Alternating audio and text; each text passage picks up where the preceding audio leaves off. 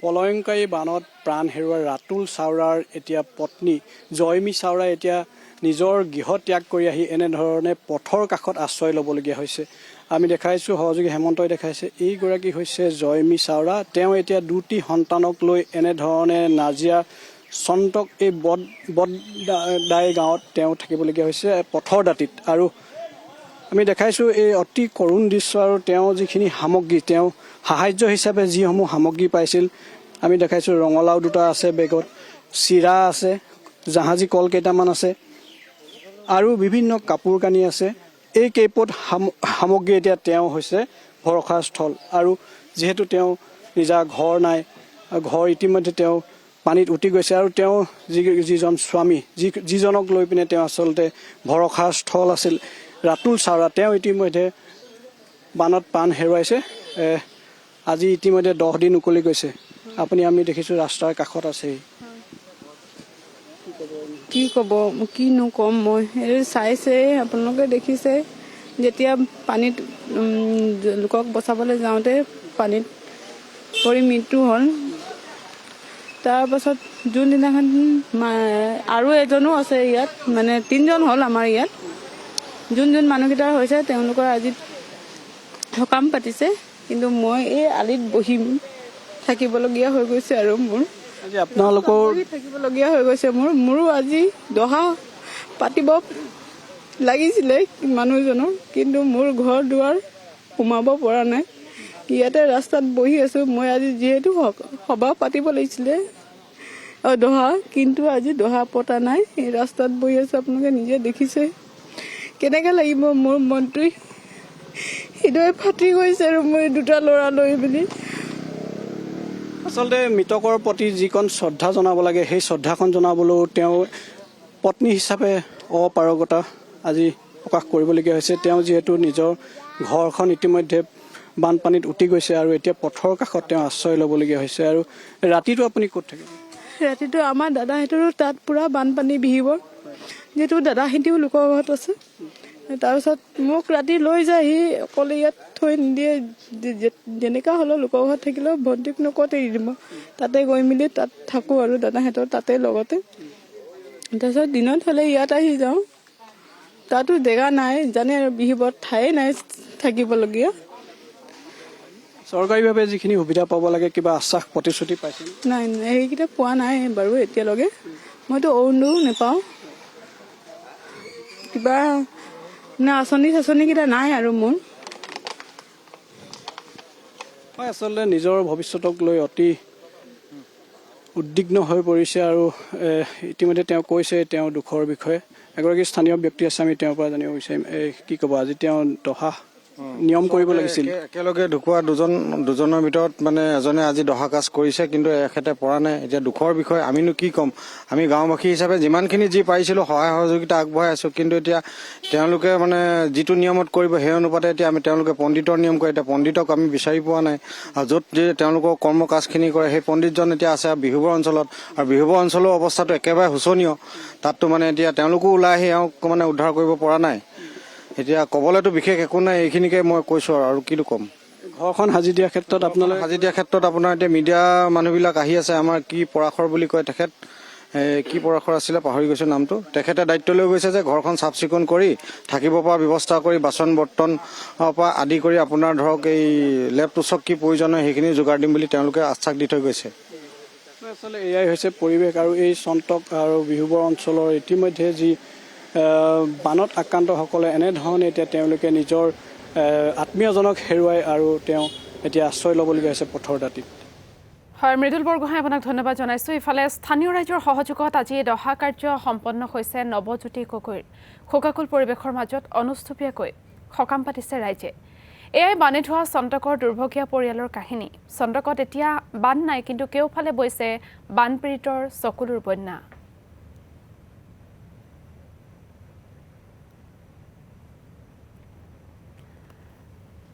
আৰু এই মুহূৰ্তত নৱজ্যোতি গগৈৰ ঘৰৰ পৰা আমাক পৰিৱেশ দেখুৱাব মৃদুল বৰগোহাঁই। এই মুহূৰ্তত আমি উপস্থিত হৈছোঁ চন্তক বগদাই গাঁৱত আৰু নৱজ্যোতি গগৈ গৃহত আমি উপস্থিত হৈছোঁ আৰু তেওঁলোকৰ ইতিমধ্যে আজি 10 দিনীয়া তেওঁলোকৰ যি সকাম এই যি পৰম্পৰাগত নিয়ম অনুসৰি তেওঁলোকৰ যি সকাম এই সকাম ইয়াত চলি আছে আৰু ভকতে ইতিমধ্যে এই কাৰ্য সম্পন্ন কৰিছে। এইখন ঘৰৰ পৰিৱেশ আমি দেখাইছোঁ আৰু এতিয়া বিভিন্নজন আহি ইয়াত উপস্থিত হৈছে আৰু আজি যিসকল গাঁওবাসীয়ে আজি যি পৰম্পৰা অনুসৰি যি নীতি নিয়ম কৰে মৃতকৰ প্ৰতি সেই নীতি নিয়ম ইতিমধ্যে চলি আছে আৰু আমি দেখিবলৈ পাইছোঁ বিভিন্নজনে আহি তেওঁলোকৰ খবৰ লৈছেহি। অসম জাতীয় পৰিষদৰ সভাপতি লুৰিণজ্যোতি গগৈ ডাঙৰীয়াক আমি দেখিবলৈ পাইছোঁ। আমি তেওঁৰ পৰা কিছু কথা জানিব বিচাৰিছোঁ। আপুনি আজি ঘৰখনত উপস্থিত হৈছেহি আৰু ইতিমধ্যে তেওঁলোকৰ 10 দিনীয়া আজি কাম চলি আছে। আপোনালোকে দেখিছে সকলোৱে যে খুব মানে দুখৰ এটা পৰিৱেশ।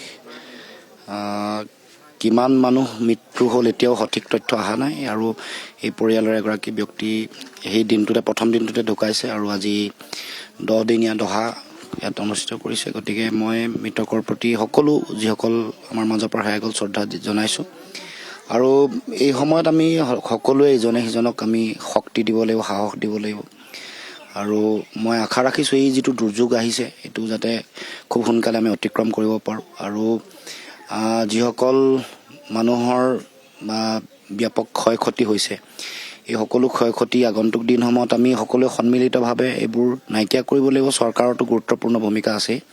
গতিকে মই আশা ৰাখিছোঁ যে আমি এই বিপদ এই দুৰ্যোগ যাতে আমি ইয়াৰ পৰা উদ্ধাৰ পোৱাত যাতে আমাক ভগৱন্তই শক্তি দিয়ে। আৰু আপুনি আৰু আজি কোন স্থানলৈ গৈছে? আমি এতিয়ালৈ কেইটা পৰিয়াল আপুনি এতিয়া লগ পালে? আমি বিভিন্ন পৰিয়াললৈ গৈছোঁ এই অঞ্চল বিশেষকৈ আজি নাজিৰা সমষ্টিতে আমি বিভিন্ন ঠাইলৈ যাম এই পৰিকল্পনাৰে আহিছোঁ আৰু এতিয়া পিছো বহুত ঠাইত পানী কমিছে কিন্তু ইয়াৰ পিছত যিবোৰ সমস্যা উদ্ভৱ হ'ব এইবোৰ আচলতে মোকাবিলা কৰিবৰ কাৰণে কাৰণ সকলো হেৰুৱাইছে, খোৱা বোৱা কোনো বস্তু নাই, তেওঁলোকক দীঘলীয়াকৈ সহযোগিতা আগবঢ়াব লাগিব। বেমাৰ আজাৰ হ'ব সেইবোৰৰ কাৰণে এটা পৰিকল্পনাৰ প্ৰয়োজন আছে, সংস্থাপনৰ কাৰণে ব্যৱস্থা কৰিব লাগিব। গতিকে এনেকুৱা বিভিন্ন পৰিকল্পনা এটা দীৰ্ঘম্যাদী পৰিকল্পনাৰ দৰকাৰ। চৰকাৰৰ এটা হলিষ্টিক সামূহিক পৰিকল্পনাৰ দৰকাৰ। তাৰ কাৰণে পইচা লাগিব।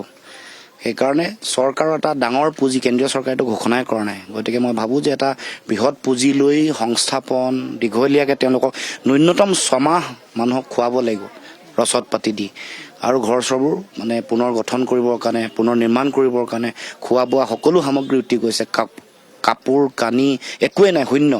গতিকে তেওঁলোকক এই কম পইচা কালি 15,000 টকা দিব বুলি শুনিছোঁ, এইবোৰ পইচা একো নহ'ব। গতিকে এটা সুপৰিকল্পনা এটাৰ খুব প্ৰয়োজন চৰকাৰৰ। আচলতে এই পৰিৱেশ আমি দেখাইছোঁ আৰু ইতিমধ্যে লুৰিণজ্যোতি গগৈ এই ঘৰখনত তেওঁ আহি ইয়াত বুজ লৈছেহি, তেওঁলোকৰ দুখৰ সময়ত আহিছে আৰু এই আমি দেখাইছোঁ তেওঁলোকৰ পৰিয়ালৰ আৰু 2 কন্যা আৰু পত্নী আছে। ইতিমধ্যে আপোনালোকৰ যি নীতি নিয়ম এই নীতি নিয়ম চলি আছে আজি দহা কাজ তেখেতৰ নিয়ম ভাগ মানে এতিয়া ৰাইজৰ সহযোগতে মানে কোৱা হৈছে।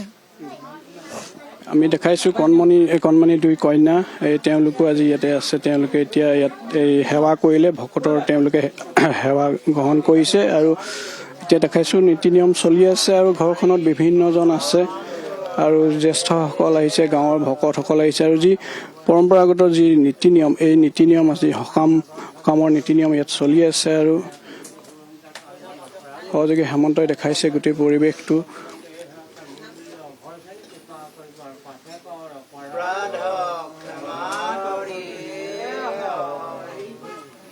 চৰকাৰীভাৱে যিটো সাহায্য পাব লাগে বা সেইখিনি কেনেধৰণে পাইছে? চৰকাৰীভাৱে তেনেকৈ ধৰণৰ পোৱা নাই। আমি এনেই ধৰি লওক ৰিলিফ দিয়া বস্তুবিলাকে মানে পাইছোঁ আৰু মানে সংগঠনবিলাক আহিছে। তাৰপৰা ইমদাদ আলি বুলি মানে তিয়কৰ মানে যিজন তেওঁ আহিছে, আমাক বহুত যথেষ্ট সহায় কৰিছে। আকৌ তেওঁৰ লগতে আৰু 2জনমান ইউটিউবাৰো আহিছে। নামবোৰ বিশেষকৈ মই নাজানো, মানে যিকেইজন মানে আহিছে সেইকেইজনে আমাক যথেষ্ট সহায় কৰিছে। একাউণ্টতো দিছে নেকি? একাউণ্টত দিছে, একাউণ্টটো মোৰ জিৰ' একাউণ্ট আছিলে, তেওঁ মানে পইচা সোমোৱা নাছিলে আৰু এতিয়া ঠিক কৰি দিছে। এজন মানে গান গায়, মানে নামটো মই পাহৰিছোঁ, তাৰমানে সেইজন মানুহে মোক ঠিক কৰি দিছে তেওঁ। আচলতে বিভিন্নজনে সহায় কৰিছে আৰু এই পৰিৱেশটো আমি দেখাইছোঁ চন্তক বগদাই গাঁৱৰ এই পৰিৱেশ আৰু নৱজ্যোতি গগৈ ঘৰ তেওঁ আমি হয় উপস্থিত আছোঁ মৃদুল আৰু বৰগোহাঁই আপোনাক এই মুহূৰ্তত ধন্যবাদ জ্ঞাপন কৰিছোঁ আৰু এয়া হৈছে আজি নৱজ্যোতি গগৈৰ ঘৰৰ পৰিৱেশ আৰু আজি যিহেতু তেওঁৰ দহা গতিকে পৰিয়ালৰ লোকে ৰাইজৰ সহযোগত এনেকৈ অনুষ্টুপীয়াকৈ এই বানৰ এই বিভীষিকাময় সময়ত তেওঁলোকে অনুষ্টুপীয়াকৈ দহা কাজ এনেধৰণে সম্পন্ন কৰিছে